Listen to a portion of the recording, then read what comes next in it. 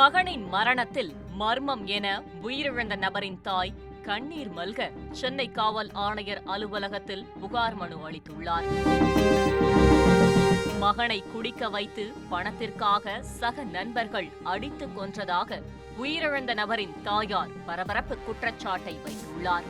என் பையனுக்கு ஞாயிற்றுக்கிழமை 4 மணிக்கு கூட்டு போயிருக்காங்க. என் பையன் வீட்டில் இருக்க சொல்ல ஃபோன் பண்ணி இது மாதிரி வாடா குடிக்க போகலான்னு சொல்லிட்டு கூட்டுக்கிறானுங்க. ஐயா ராஜகுமார் வீட்டுக்கு கூட்டும் போய்க்கிறாங்க. பாருக்கு போய்க்கிறானுங்க. அங்கே குடிச்சிட்டு ஏதோ ஒரு சண்டை இருக்குது. அந்த சண்டையில் என் பையன் என்ன பண்ணிடுறாங்க, 75 கேஸ் போட்டு கூட்டும் போயிட்டு இட்டுன்னு வந்துட்டு இருக்கிறாங்க. இட்டுன்னு வந்து மறுபடியும் இட்டுன்னு போயிட்டு மறுபடியும் பீர் வாங்கிட்டு போய் என் பிள்ளைய குடிக்க வச்சு அடித்து மொட்டை மாட்டிலேருந்து கீழே தள்ளிட்டு இருக்கிறாங்க. ஐயா ஆனால் நான் சொல்கிறேன் அவங்க குடிச்சிட்டு ஊந்துட்டான்றாங்க. இல்லையா என் பிள்ளை சாவு மேலே எனக்கு ரொம்ப டவுட்டாக இருக்குது. அவன் மாட்டில் அடிச்சுக்கிறாங்க.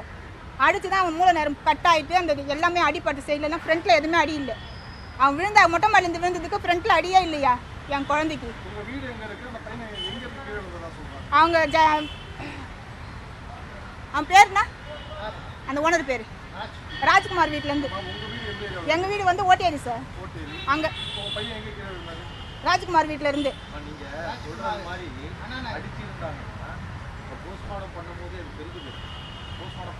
இன்னும் பண்ணலையா? நான் எனக்கு சந்தேகமாக இருக்குது. என் பையனை எனக்கு பண்ணிட்டு இது மாதிரி இல்லைன்னு சொன்னாங்க. நான் என்ன பண்ணுறது? கம்ப்ளைண்டே எடுக்க மாட்டேறாங்க எங்கேயுமே.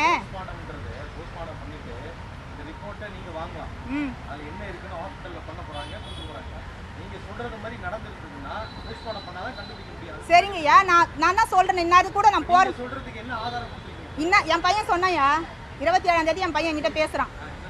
இது மாதிரி 2 பேர் ராஜகுமார் குணான்றவன் என்னை அடித்து தள்ளினாங்க கீழே. ஹாஸ்பிட்டலுக்கு சொல்கிறாரு. 27ஆம் தேதி கண்ணு முழிச்சார் அவர். எதுக்காக அடித்தாங்கன்னு கேட்டதுக்கு இப்படிதான்றான். அதுக்கப்புறம் ராஜகுமார் கிட்ட நான் ஃபோன் பேச சொல்ல உன் பையன் பேக்கெட்டில் காசு இருந்துச்சு நீங்கள் எடுத்தீங்களா? நான் எடுக்கல.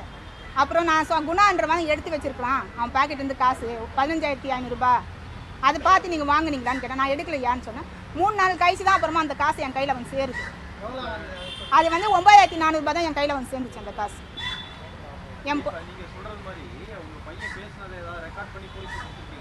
ரெக்கார்ட் பண்ணி நான் போலீஸ் கிட்ட கொடுக்க வச்சுக்கேன். ரெக்கார்ட் பண்ணேன். அவன் அந்த மவுஸ் கப் போட்டுக்கிறதுனால அவங்களுக்கு தெரியல புரியலன்றாங்க. எனக்கு சொல்கிறான். நான் 2 பேர் இந்த பேர் சொல்கிறான். கையை காட்டுறான் 2 பேருன்ட்டு. நான் கேட்டதுக்கு கையை காட்டுறான். ஆமான்றான். சொல்லிட்டேன்யா போலீஸில் ரெக்கார்டே காமிச்சோம். எங்களுக்கு அது புரியலன்றாங்க. யார் 2 பேர் நேற்று கூப்பிட்டு விசாரிச்சாங்கய்யா. சண்டை கேஸ் மாதிரி பேசி அனுப்புகிறாங்க. அவங்க தான் நியாயமாக பேசுகிறாங்க. நீ ஆதங்கத்தில் பேசுகிற, இதுக்கும் அதுக்கும் அவங்களுக்கு சம்மந்தமே கிடையாது அப்படின்ற மாதிரி பேசுகிறாங்க.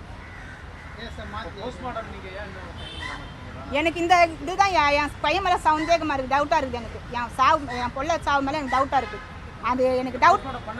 அவங்கள பிடிச்சி உட்கார வைங்க. அவங்க சுற்றி நிற்கிறாங்க ஏரியாவில். அவங்கள ஏரியாவில் சுற்ற விட்டுட்டு நான் எப்படி என் போஸ்ட்மார்ட்டம் பண்ணி என் பிள்ளையத்துமே நாங்கள் போட்டு பார்த்து நிற்க முடியுமா? போஸ்ட்மார்ட்டம் பண்ணுறதுக்கு சொல்கிறீங்கய்யா. அதுக்கப்புறம் யார் இப்போ இருக்க உயிரோட சொல்லவே என் பிள்ளை ஹாஸ்பிட்டலுக்கு சந்திலே நடவடிக்கை எடுக்க மாட்டீங்க. போஸ்ட்மார்ட்டம் பண்ணி என் பிள்ளையத்துமே நான் புதைச்சிட்ட பிறகு யார் நடவடிக்கை எடுப்பீங்க? யார் கேரண்டி கொடுக்குறீங்க சொல்லுங்கள். நான் எடுக்கிறேன்னு சொல்லிட்டு யாராவது ஒருத்தங்க முன்னே வரீங்களா? நான் செய்கிறேன் அந்த வேலையை. புகாரை கொடுத்துருக்கோம் சார். நாங்கள் இந்த மாதிரி அடித்து போட்டிருக்காங்க, இதுக்கு நடவடிக்கை எடுக்கணும்னு சொல்லிட்டு நாங்கள் கொடுத்துருக்கோம். யாருமே இது வரைக்கும் நடவடிக்கை எடுக்கல. நேற்று கூப்பிட்டு 3 பேரை கூப்பிட்டு விசாரிக்கிறாங்க. அவங்க சொல்கிறது தான் வாக்குமூலம். 12 வயசு பையன் சொல்கிறான் ராயப்பா கீழே மேலேருந்து கீழே ஊந்துட்டான் அப்படின்றான். இன்னொருத்தன் என்ன சொல்கிறான், அவன் குடிச்சிட்டு சிப்ஸ் சாப்பிட்டா எச்ச துப்புறதுக்காக கீழே போய் ஊந்தான்றான். இந்த ஓனர் என்னன்றான், நான் கீழே தான் இருந்தேன், உன் புள்ள ஊந்தது எனக்கு தெரியாதுன்றான். ஆனால் என்கிட்ட பேசுனது முழுக்க குணா தான் அடித்தான் அப்படின்னு என்கிட்ட வாய்ஸ் ரெக்கார்டு இருக்குது. நீங்கள் வேணா கூட அந்த வாய்ஸ் ரெக்கார்டு கேளுங்க. என்கிட்ட எல்லா குரூப்பும் இருக்குயா, இல்லாமலாம் இல்லை.